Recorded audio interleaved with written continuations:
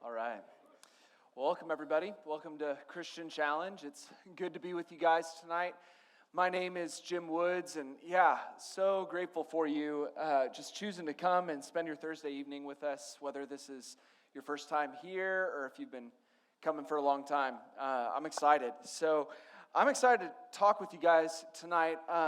Robbie shared some really encouraging things with us last week about the love of God and how his love is just poured out for us even when we're at our worst, even when we're in our most broken state. And I'm hoping to kind of like an auger, just like go a little bit deeper into that tonight in some way.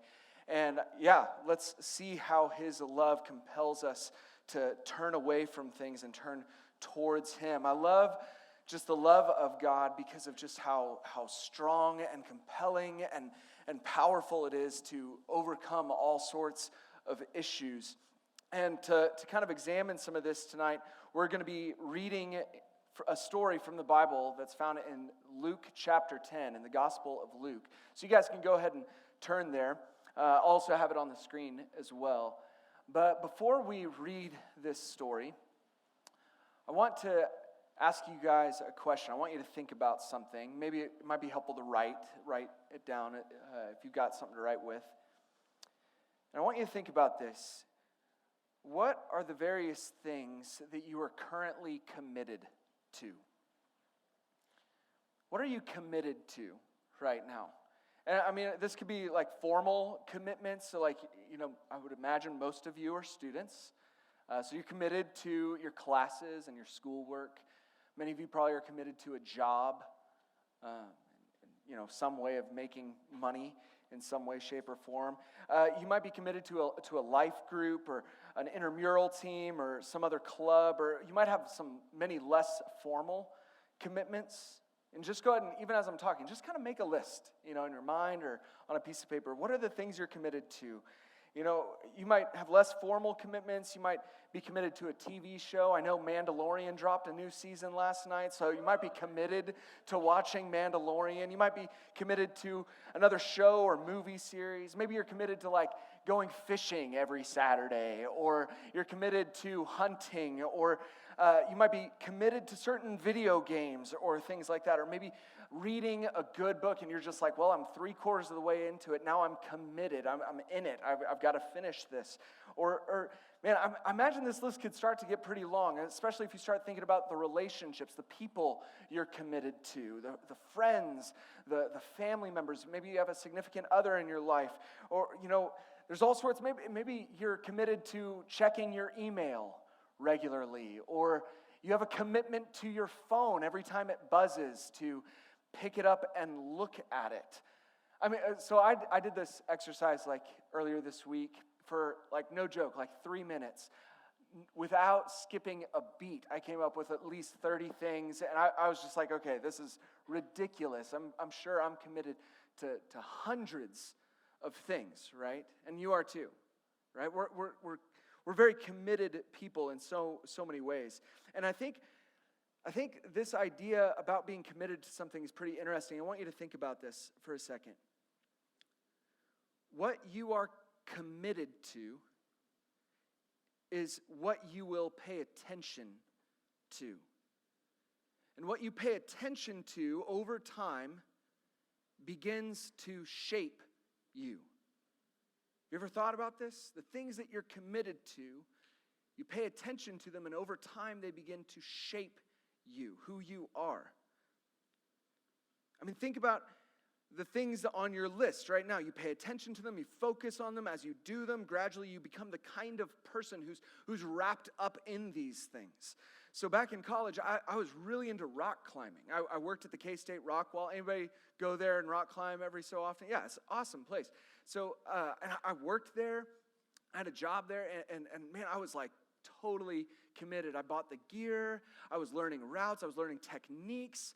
I would watch other people climbing, and then I found out they had documentaries on rock climbing. I was so into it. So I was paying attention to this thing that I was committed to. And over time, I actually became a better rock climber, and I became the kind of person who just gravitated towards all things climbing. And this is just how this works. We commit to things, we pay attention to them, and they shape us, they form us. Does this make sense? Does this resonate? You see this kind of playing out in your own life, right? Now just pause for a second and think about this. I want you to think about all of the things that are out there in our culture right now that are desperately trying to get your commitment to them, to get you to buy into them. So, I mean, just think about the 400 plus K-State student organizations that would love for you to be committed to them. I mean, heck, Christian Challenge, we'd love for you to be committed to us in some way, shape, or form. Or think about the advertisements you see on your phone. I mean, it's almost like everybody's just trying to get you to commit to them, to get you to pay attention to them. Everything's trying to acquire and gain your attention and commitment. And psychologist and economist Herbert Simon, he famously described our culture as an attention economy. And this essentially means that whoever has your attention can monetize your attention. Did you know this? They can monetize your attention. I mean, this is the whole idea of social media, right? So this is what apps like TikTok and Instagram and Be Real are designed to do. They're designed to acquire your attention, and then they sell it to the highest bidder. So in an attention economy, you are not the customer, right? You're the product. Your attention is being sold, right? This is just how our environment works. And tonight, I want to look at a really brief story. It's like 4 verses long in the Gospel of Luke that really hones in on this idea of commitment and attention. So let's check this out. This story is found in the Gospel of Luke in the Bible, and we're kind of jumping into the middle of a larger story, a broader story about Jesus' life. And in this story, Jesus is traveling around and he's been teaching and having these encounters with people, and he's been teaching people specifically about what it means to be his disciple or his follower. He's talking about that, and these stories are kind of connected. In fact, the author of this book, Luke, he's kind of taken a few different stories from Jesus' life and a few different teachings, and he's arranged them and stacked them next to each other strategically and ingeniously to kind of get this point across, to show us what a portrait of a follower of Jesus is. And this brief story that we're about to read is right in the middle of that sequence. It's right in the middle of this sequence of what is a disciple of Jesus like? What are they like? And so keep that in mind as we read this story. We're going to be reading Luke chapter 10, verses 38 to 40. It says this: Now, as they went on their way, Jesus entered a village. And a woman named Martha welcomed him into her house. And she had a sister called Mary, who sat at the Lord's feet and listened to his teaching. But Martha was distracted with much serving. And she went up to him and said, Lord, do you not care that my sister has left me alone to serve? Tell her to help me. All right, so far, this story is pretty straightforward, right? So Jesus, when he was here on earth, he was a traveling rabbi or teacher, which meant that he would travel around village to village, town to town, and he would preach and teach about the kingdom of God, his message, his good news. He would teach this to people in various towns. And so when he did that, and when his followers would go with him, and as they traveled around, they depended on the hospitality of people, to take them in, to feed them, to give them a place to sleep. And they would go into a home, they would crash there for a few days or a week or so, and they would teach and preach during the day. And then after several days, they would get up and move on to the next town or village and do the same thing. It was a very nomadic lifestyle.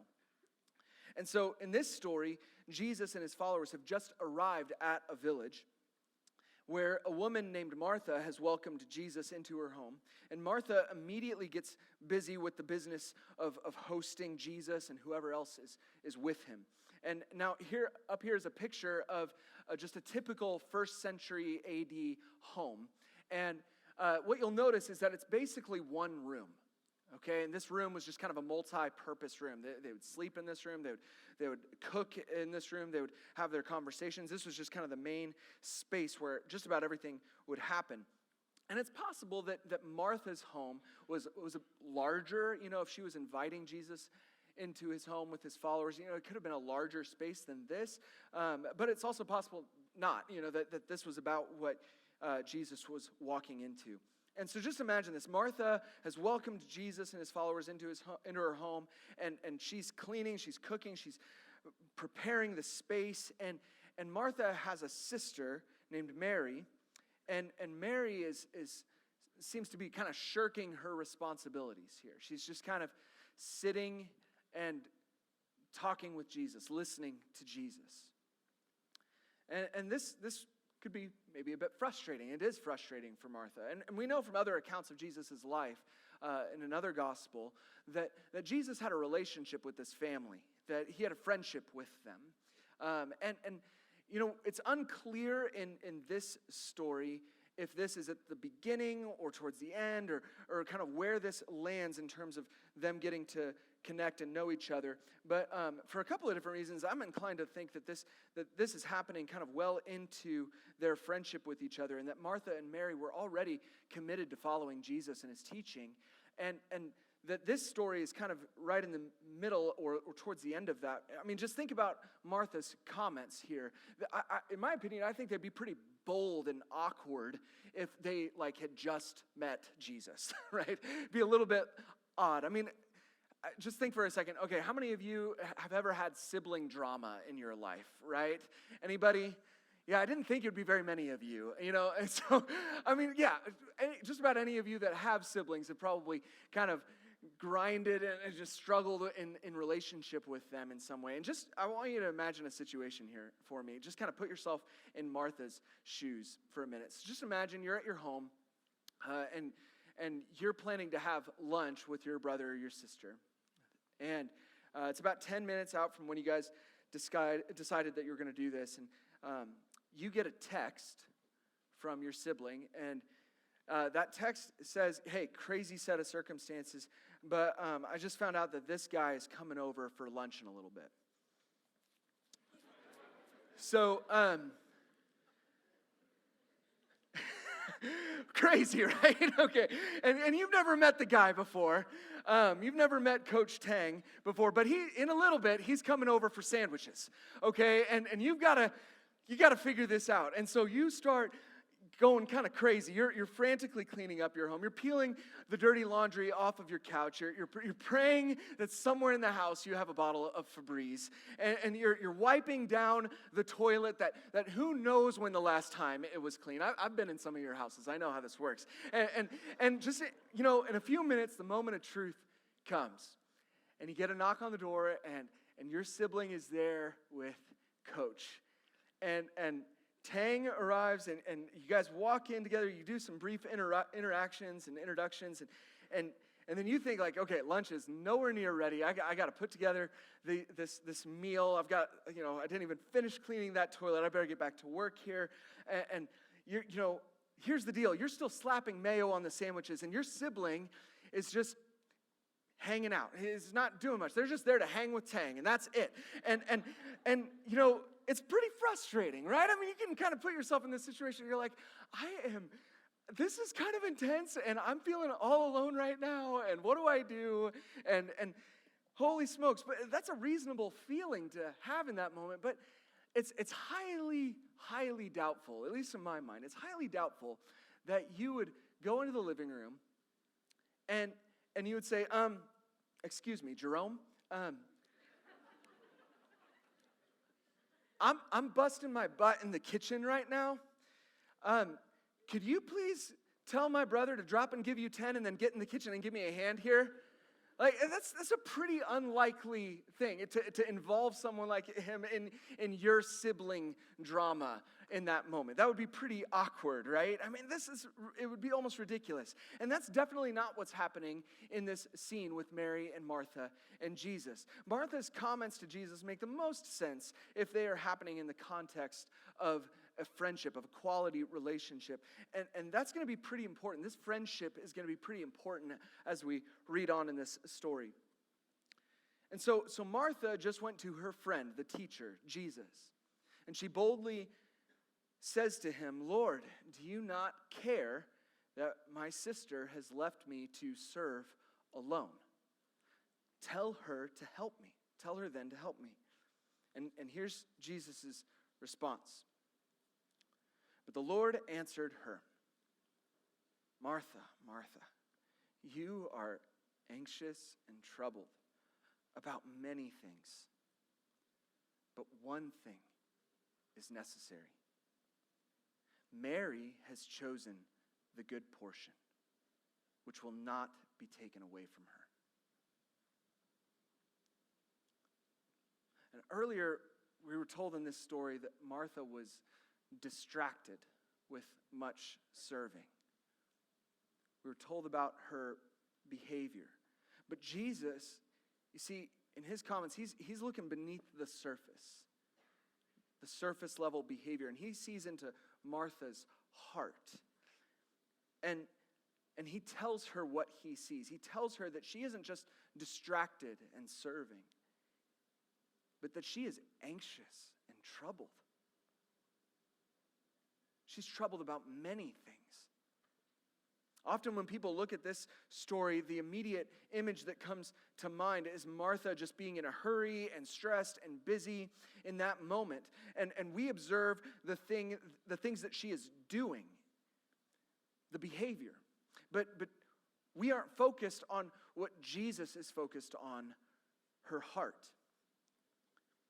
It's not just that she's busy and distracted and trying to get some things done. Her problem is deeper than that. She's anxious, she's troubled, and that's resulting in this kind of behavior that she's doing. And we can see that she isn't just distracted and anxious about preparing a meal. She's committed to all sorts of things. She's focusing on her sister's behavior. She's focusing on hosting well. Perhaps she's focusing on trying to look really competent as a hostess. She's focused on trying to be a good server to other people. And she's even focused on what Jesus should be saying and doing in that particular moment. She's all over the place. And Jesus, I love this, Jesus tells her that none of that is important. You can almost feel the tenderness in Jesus' voice as he says her name, even twice. He's just, "Martha, Martha." This kind of repetition indicates that there's emotion kind of packed into that moment. And not just emotion, but there's an invitation here. There's an invitation. Martha, Martha, let go.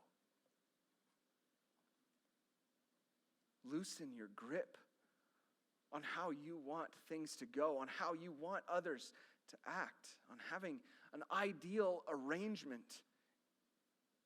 Loosen your grip on being the answer to everything. Let go of trying to take control about how others perceive you. Jesus, he's already got a friendship with this family and a relationship and a friendship with Martha, and he's inviting her in deeper into that commitment to him.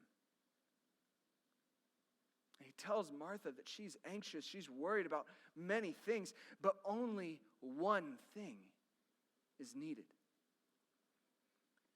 What does he mean here when he says that one thing is necessary? What's he referring to? What's he talking about? Well, whatever it is, Mary, the sister, she seems to have it figured out.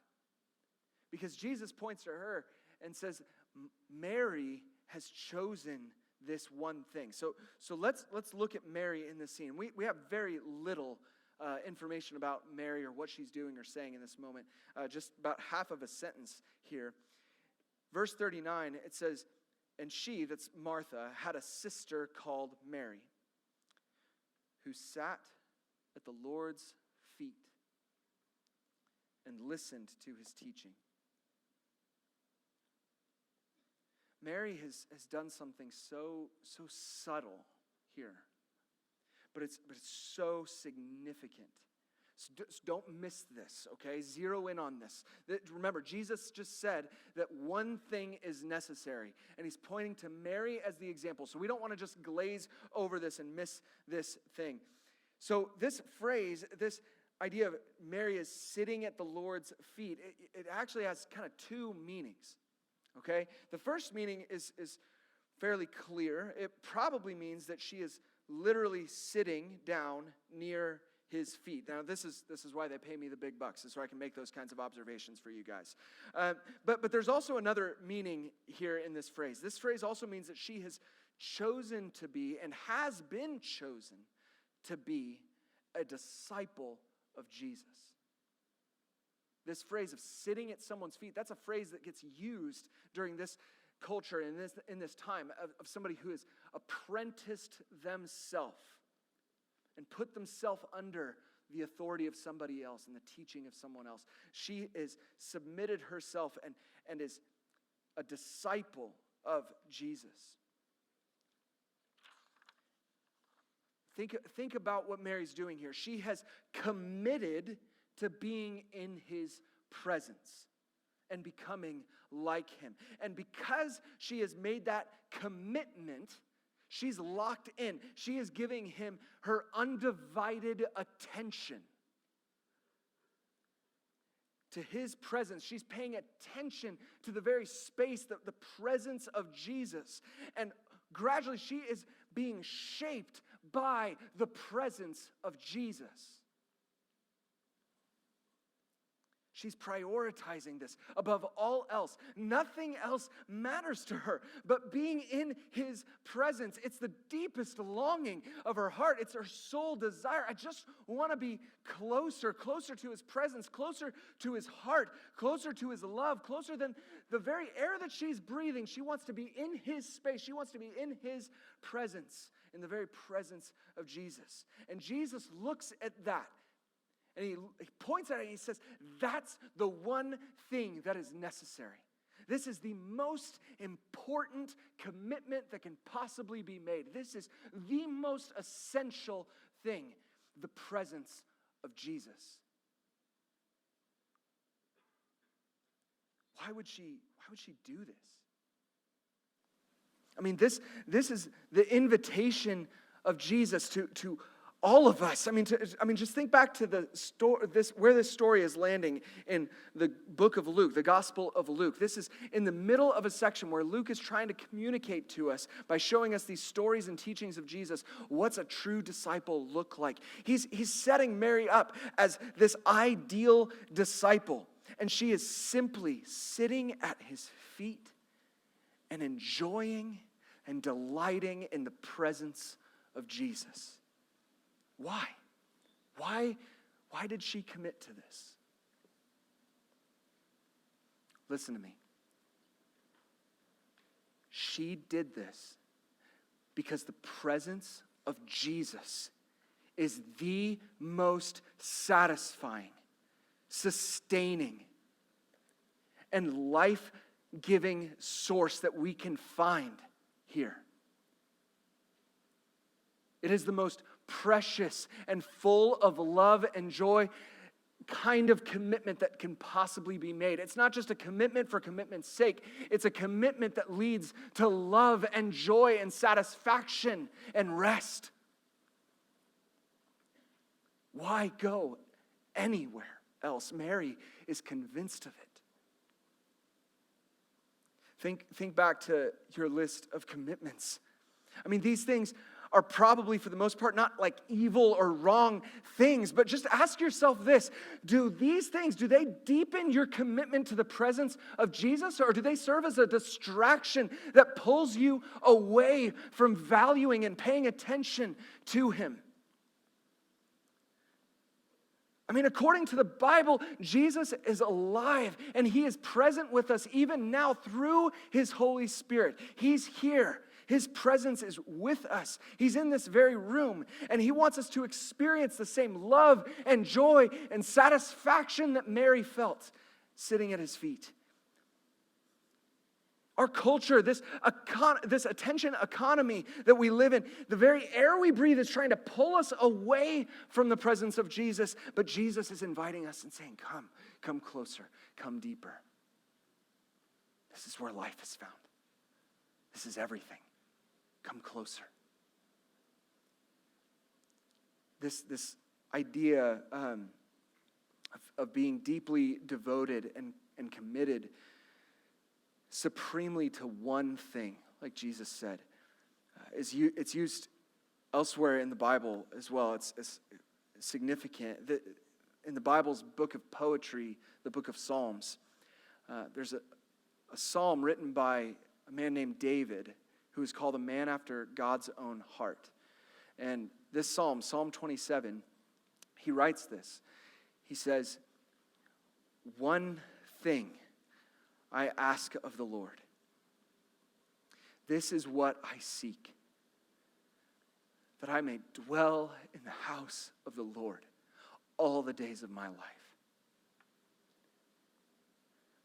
to gaze upon the beauty of the Lord and to seek him in his temple." I want to be in his house. I want to be in his presence. I want to be right there. That's the one thing that I'm asking for. That's the one thing I want. This verse, Psalm 27:4, has been like a life verse for me for years. It's been core to my Christian walk. My wife, several years ago, even asked an artist to kind of put it together, to write it out on a piece of wood, and she gave it to me as a birthday present, and it just kind of serves as a reminder to me that I have built my whole life on this commitment. That I want one thing. I want to be in the presence of Jesus. One thing I ask of God, to sit at his feet, to be in his presence, to gaze on his beauty. I mean, this is where life is found. This is what I want the aim of my life to be. And we aren't talking about a faith life that is just like a part of your life or a significant part of your life. We're talking about it being the sole aim. We're talking about devoting your entire being to this reality. Now, I remember, I can, like, it's vivid in my brain. I can remember the first time that I actually, like, made this kind of commitment to be devoted to the presence of Jesus. I was 16, and I had already previously, like, put my faith in Jesus and said, "I believe in you, Jesus. Ask for your forgiveness for my sins." I already done that, but there was this moment where I just remember there was a night I was alone in my bedroom, and I realized just how divided I was in my life. I mean, I was addicted to video games and to people pleasing. I was addicted to sexual sin. I just desperately wanted a girlfriend, and I wanted to learn how to drive, and I just had so many of these different aspirations and desires and commitments. And I just remember being on the floor in my room and just crying out to God, God, I don't want to live like this anymore. I don't want to live divided. I want to be devoted to one thing. I remember even just after that night, I took some of the video games that I had and I threw them away. and it felt like this really significant stake in the ground moment. I'm never going to be the same again. This is so crucial. And it is. I mean, I still look back on that moment, and I'm grateful for that moment. But here's the thing. I look at my life now, and I still see division. I mean, even I think it was a few days after I made that commitment, I was at a game store buying new video games. You know what I mean? It just shows how frail those commitments can be, right? They're important. Those commitments have so much value, but there's more to it than that. It was a beautiful moment in my story, but I didn't just suddenly change forever. It didn't take long before I returned to the same habits and the same desires began popping up in my heart. And after many years of walking with Jesus and trying to move towards this kind of devotion to Jesus, I've kind of learned just two main ideas about this that I want to share with you. The first is that this kind of commitment to the presence of God, it's something that we have to do often. We have to kind of we have to re-sign up for it. It's not just something you do one time when you're 16 and then you never have to do it again. Like, this is something you have to frequently go back to remind your heart, this is the direction of my life. I'm aimed in this path. We have to re-sign up for it.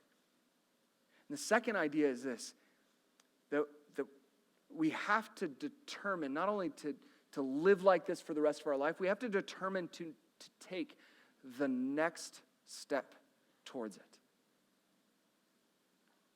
We have to re-sign up for the commitment of pursuing and following hard after God, to being in His presence, to gazing on His beauty, to sitting at His feet. We have to commit to that, but we also have to discern and figure out, okay, what's the next step forward for this? How do I continue to move deeper and closer in?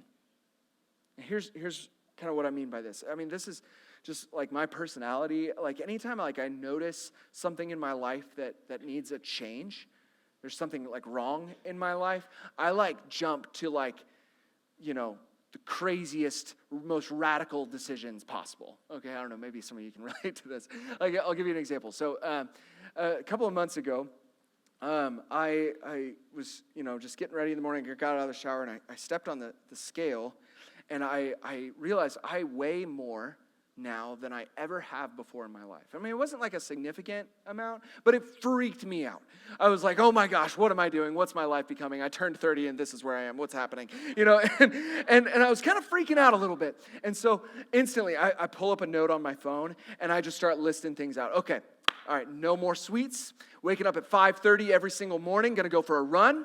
I'm going to get some accountability partners. They're going to hold me accountable to this stuff, and I'm never going to have a Blue Stem cinnamon roll ever again. And I mean, this is extreme. I'm never doing these things again. I'm never going to have, snacks are done. They're out. And seconds at mealtime, nope, not happening. And can you just guess how long these commitments lasted? Probably about a day, yeah. It didn't last very long. I think probably the next day, later that morning, I was getting a Blue Stem cinnamon roll in all likelihood. I mean, they're so good. I mean, they're amazing. And so, I mean, it wasn't long after that my wife, she very, very wisely counseled me. Okay, maybe you were kind of biting off more than you can chew there. What if you just tried to just take one step forward? Here. What if you just tried to take the next step towards this? So, okay, thought about that. And I decided, here's my radical decision, I decided to limit the amount of Oreos I have in a week. I'm kind of letting you into my soul here, okay? Oreos are a big deal. Blue Stem, I've got a sweet tooth. Blue Stem cinnamon rolls, Oreos. If you ever want to bless me, that's the route. But I decided I was going to limit the number of Oreos I have in a week. And I was like, okay, I can do that. I can surrender that. I can take that step forward.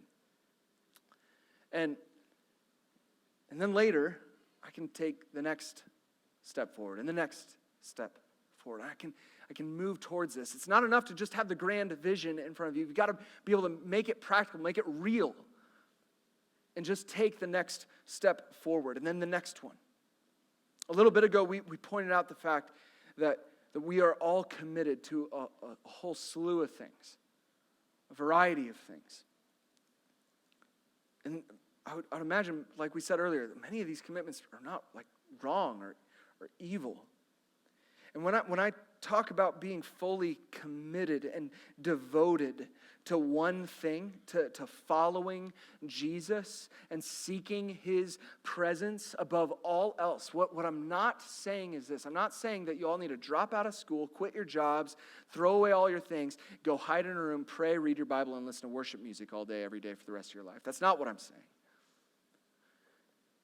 I mean, you can do that, but I'm not saying that that's even advisable here. What I am saying, though, is that some of those commitments that you wrote out, or maybe the ones that you haven't written out, some of those commitments are going to need to change. If this is truly going to be a pursuit of your life, to be devoted to the presence of Jesus and sitting at his feet, some of these things are going to need to change.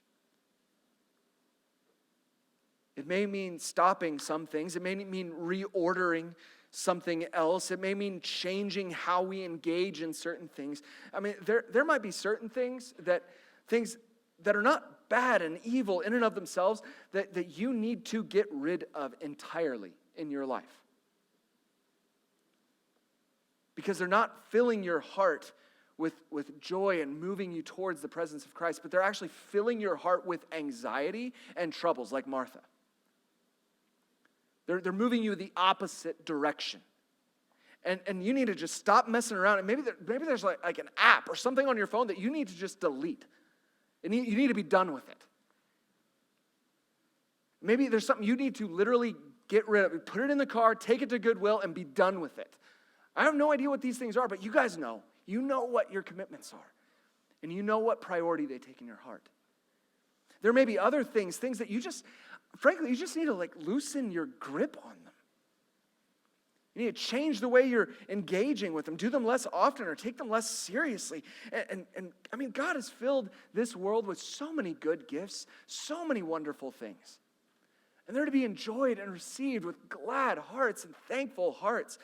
And it's not just, cut them all out, they're all bad. No, I mean, but if they become an idol, if we begin to idolize these things in our hearts, if we begin to prioritize them, man, something has to change. I mean, this may mean we need to take a long, extended break from certain things like social media or video games or filling every square inch of our schedules with activity and busyness and hurry. I mean, just think about this. Here's my point, okay? If something is in the way of you being fully devoted and committed to the presence of God, then something needs to change.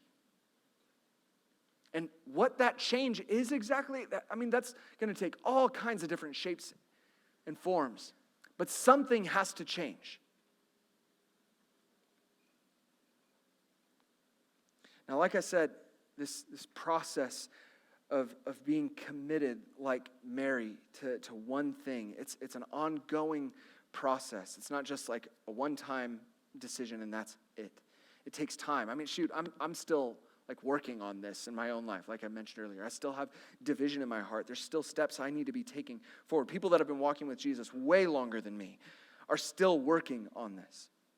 I mean, I've got all sorts of commitments. I've got a full-time job. I'm taking grad classes. I've got a family, a wife, 3 crazy cute kids.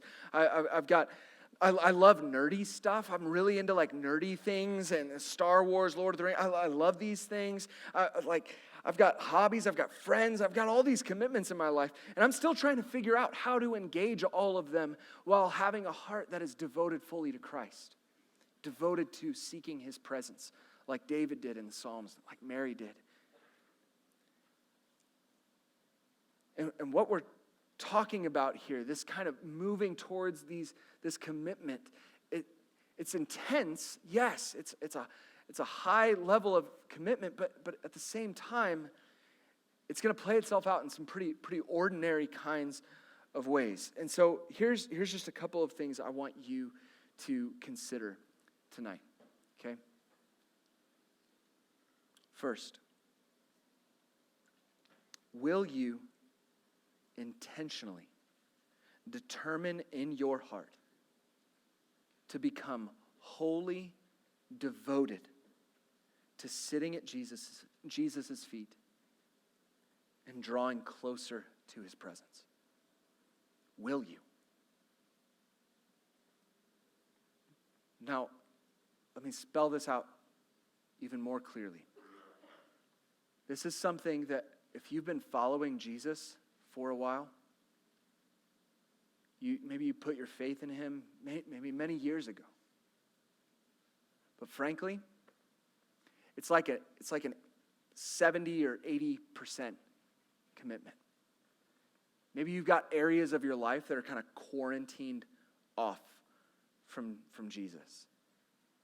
You haven't even allowed yourself to consider, is that all right? Does that fit into underneath this vision of following Jesus with my whole life? Does that work?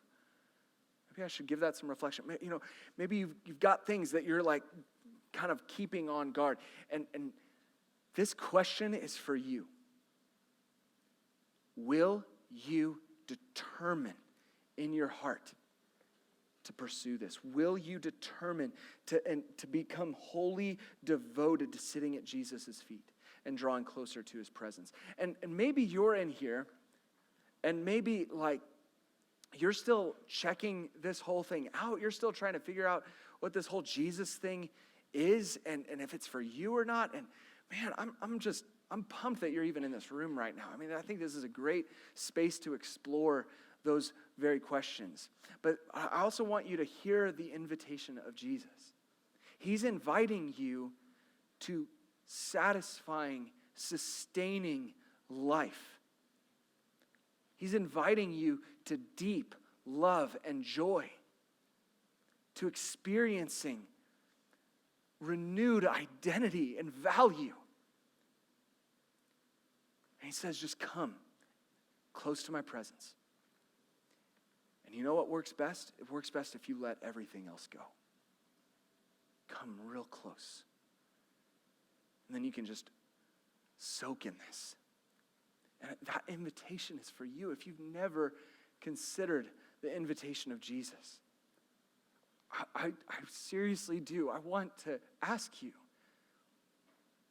will you think about it? Will you consider this question? Will you consider being devoted wholly to the presence of God and pursuing him, sitting at his feet? He's inviting all of us deeper, wherever we're at.